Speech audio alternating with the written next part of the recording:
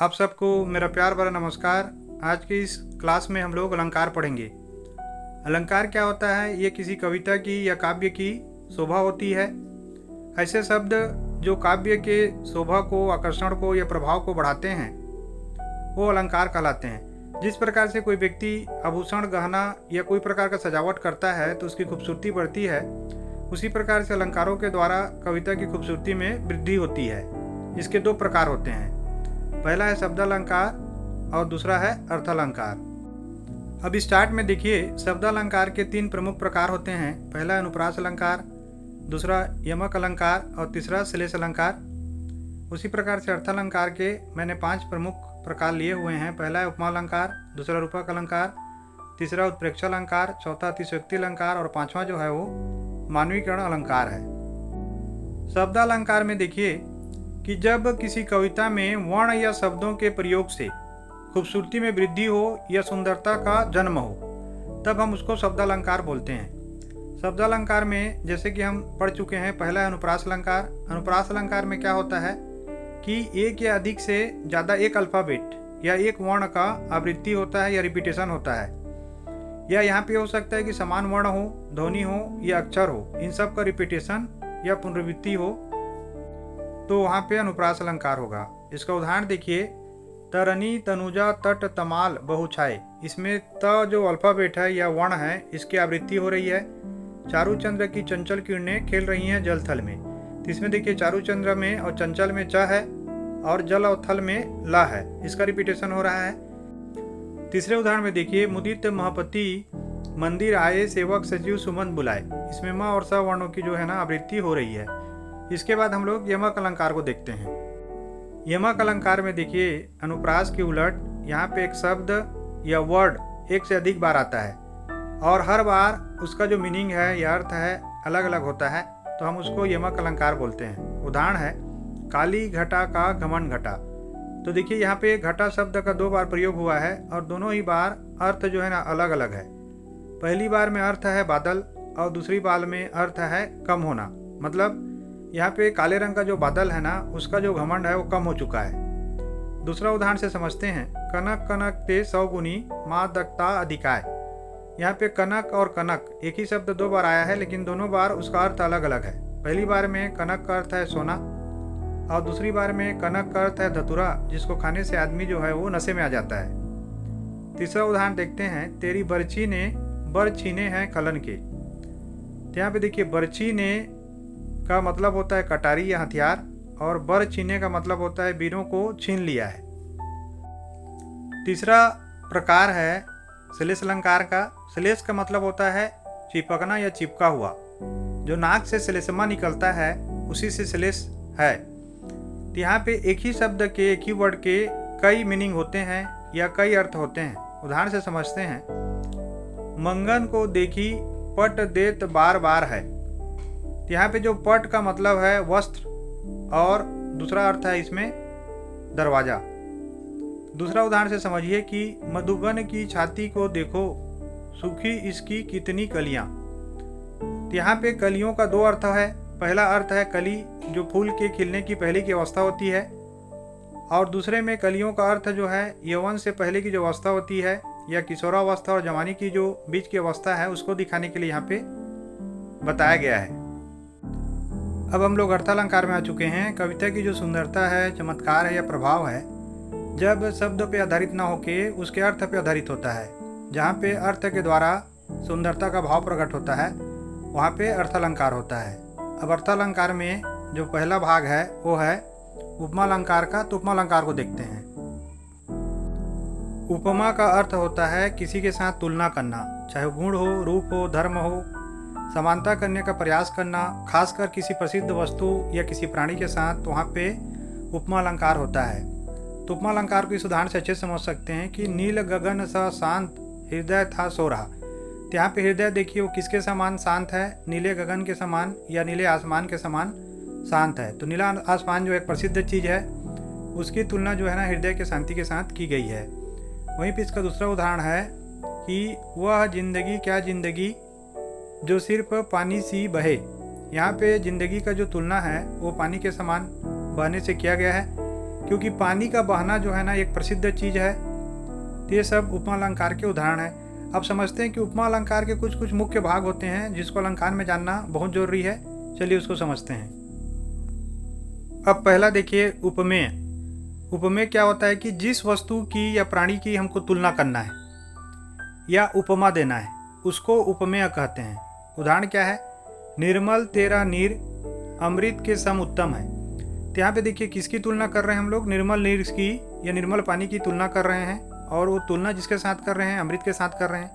तो यहाँ पे जिसकी तुलना कर रहे हैं मतलब निर्मल और नीर, वो जो है ना उपमेय है। इसको समझिएगा आप लोग। दूसरा है उपमान। उपमान में जिससे तुलना की जाती है। तो किससे तुलना करते हैं? जैसे कि हम समझ चुके हैं उपमा अलंकार में कि किसी प्रसिद्ध वस्तु से या प्राणी से हम लोग तुलना करते हैं। जैसे ऊपर वाले उदाहरण में अमृत जो है ना वो उपमान है, क्योंकि अमृत जो है एक प्रसिद्ध चीज़ है, उसको पीने से आदमी कभी मरता नहीं है, इसीलिए वो उपमान हो जाएगा। आगे में साधारण धर्म है। साधारण धर्म क्या होता है कि उपमेय व उपमान माने जिसकी तुलना की जा रही है और जिससे तुलना की जा रही है उनमें जो समान गुण या विशेषता जिसके आधार पर तुलना की जाती है उनको जो है ना साधारण धर्म कहते हैं। ऊपर वाले उदाहरण में अगर आप ध्यान देंगे तो जो उत्तम शब्द है वो क्या है? साधारण धर्म है, क्योंकि यहाँ पे तुलना का जो आधार है वो उत्तम होना है। और इसके अंत में वाचक शब्द है। वाचक शब्द ऐसे शब्द होते हैं जिनके द्वारा समानता प्रकट किया जाता है। जैसे कि ऊपर वाले उदाहरण में सम जो है ना एक वाचक शब्द है। इसके बाद हम लोग अर्थालंकार में दूसरा जो प्रकार है रूपक अलंकार पे आ चुके हैं।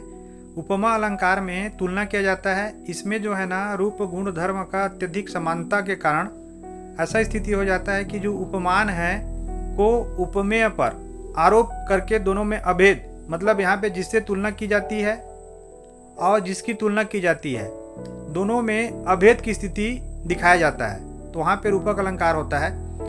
इसको हम उदाहरण से समझ सकते हैं कि चरण सरोज पखारन लागा। तो यहाँ पे चरण देखिए उपमेय है, इस पे सरोज उपमान का अभेद आरोप है, मतलब दोनों के दोनों सेम हो गए हैं कि जो पाँव है वो सरोज के समान हो गया है। दूसरा देखिए आए महंत बसंत। तो देखिए इसमें तुलना नहीं किया जा रहा है ना, इन दोनों को अभेद बना दिया गया है कि जो बसंत उपमेय है उसको महंत उपमान के साथ में एक अभेद माने कोई इसमें अंतर नहीं है। जो बसंत है ना वो महंत के समान आया हुआ है। तीसरा उदाहरण से और समझ के क्लियर हो जाएगा ये कि राम नाम मणिदीप धरी जी ह देहरी द्वार तुलसी भीतर बाहिरो जो चाहसी उजियार। तो यहाँ पे देखिए राम नाम जो उपमेय है उसमें मणिदीप जो उपमान है और जी उपमेय पर देहरी जो उपमान है, इनका जो अभेद आरोप है, मतलब इन दोनों का भेद जो है ना वो खत्म हो गया है, दोनों लगभग समान हो चुके हैं। अर्थालंकार में तीसरा है उत्प्रेक्षा अलंकार। इसमें जो समानता है ना अत्यधिक हो जाती है। जब समानता अत्यधिक हो जाती है तो उपमेय में उपमान की संभावना या कल्पना हम लोग करने लगते हैं, तब जाके वहाँ पे उत्प्रेक्षा अलंकार होता है। उदाहरण से समझते हैं। तारा सो तरनी धुरी धारा में लगत जिमी। तो देखिए यहाँ पे धूल के अंबार के बीच में जो सूर्य है ना वो एक तारे के समान दिख रहा है, मतलब तारे के समान कल्पना किया गया है कि वो दिख रहा है। तो यहाँ पे क्या है, सूर्य उपमेय में जो तारा उपमान है ना उसकी कल्पना की गई है। दूसरा उदाहरण से देखिए कि मेघ आए बड़े बन ठन के संवर के पाहुन ज्यों आए हों गांव में शहर के। तो यहाँ पे देखिए उपमेय जो है मेघों के आगमन में उपमान पाहुन माने मेहमान के आने की संभावना जो है ना वो ज्यों वाचक शब्द के द्वारा की गई है। तो इसमें वाचक शब्दों का प्रयोग किया जाता है। मनु मानव जनु जानो लगत ज्यों, ये सब जो है ना वाचक शब्द उत्प्रेक्षा अलंकार के पहचान होते हैं। अर्थालंकार में चौथा है अतिशयोक्ति अलंकार। अतिशयोक्ति अलंकार में किसी भी बात का वर्णन जो है ना बहुत ही ज़्यादा बढ़ा चढ़ा कर किया जाता है, यहाँ तक कि इसमें लोक मर्यादा का अतिक्रमण हो जाता है। तो वहाँ पे भी हम मानते हैं कि ये अतिशयोक्ति अलंकार है। अब इसका उदाहरण देखिए, बड़ा ही मज़ेदार उदाहरण है कि आगे नदियाँ पड़ी अपार घोड़ा कैसे उतरे पार। मतलब आगे नदी जो है ना इतनी बड़ी है, इतना तेज प्रवाह है कि घोड़ा कैसे पार करेगा। लेकिन अतिशयोक्ति अलंकार का प्रयोग देखिए कि राणा ने सोचा इस पार तब तक चेतक था उस पार। कि राणा ने अभी सोचा ही था कि हम इस पार हैं, तब तक चेतक जो है ना उस पार चला गया है। तो राणा के सोचते सोचते घोड़ा जो है नदी को पार कर गया है, तो लाइट की स्पीड से भी ज़्यादा हो गया है, इसीलिए क्या है, अतिशयोक्ति है। इसमें दूसरा उदाहरण देखेंगे कि देख लो साकेत नगरी है यही, स्वर्ग से मिलने गगन को जा रही है। अब यहाँ पे साकेत नगरी के जो ऊंचे ऊंचे बिल्डिंग है ना, जो आकाश को छू रहे हैं, उनको इस तरह से दिखाया गया है कि ये स्वर्ग से मिलने जा रही है। तो ये क्या हो गया, यहाँ पे अतिशयोक्ति अलंकार हो गया है। फिर हम लोग मानवीकरण अलंकार को समझते हैं। मानवीकरण अलंकार में किसी भी चीज़ की तुलना, किसी प्राणी या जड़ की तुलना जो है ना वो मनुष्यों के व्यवहार के साथ की जाती है, तो वहाँ पे मानवीकरण अलंकार होता है। जैसे मेघ आए बड़े बन ठन के संवर के, तो यहाँ पे बादल जो है एक निर्जीव चीज़ है, उसकी तुलना एक मनुष्य के बनने और संवरने के साथ किया गया है, तो यहाँ पे मानवीकरण होगा।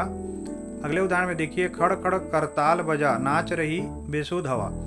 अब यहाँ पे हवा को करताल बजाकर नाचती हुई स्त्री के रूप में दिखाया गया है, जो कि मानवीकरण है। उसके बाद तेरा उज्ज्वल चितवन विलास रूपसी तेरा घन केस पास, तो यहाँ पे वर्षा को सुंदरी के रूप में चित्रित करके वर्षा को किसी सुंदर स्त्री के बालों के समान मान के मानवीकरण किया गया है। अब यहाँ पे देखिए कुछ महत्वपूर्ण चीज़ें हैं और एक ट्रिक दूंगा मैं, ताकि अलंकार को कभी आप भूलेंगे नहीं और कहीं पे भी अलंकार पहचान लेंगे। तो इसके बाद को ध्यान से देखिएगा। पहला, एक अनुप्रास में वर्णों की पुनरावृत्ति होती है, यमक में शब्दों की पुनरावृत्ति होती है और प्रत्येक स्थान पर अलग अर्थ होता है। श्लेष में एक ही स्थान पर शब्द प्रयुक्त होते हैं लेकिन उनके अर्थ अनेक होते हैं। उपमा की पहचान सम सरिस समान सी से सदृश तुल्य ज्यों जैसे आदि वाचक शब्दों से होता है। रूपक में उपमेय को उपमान मान लिया जाता है।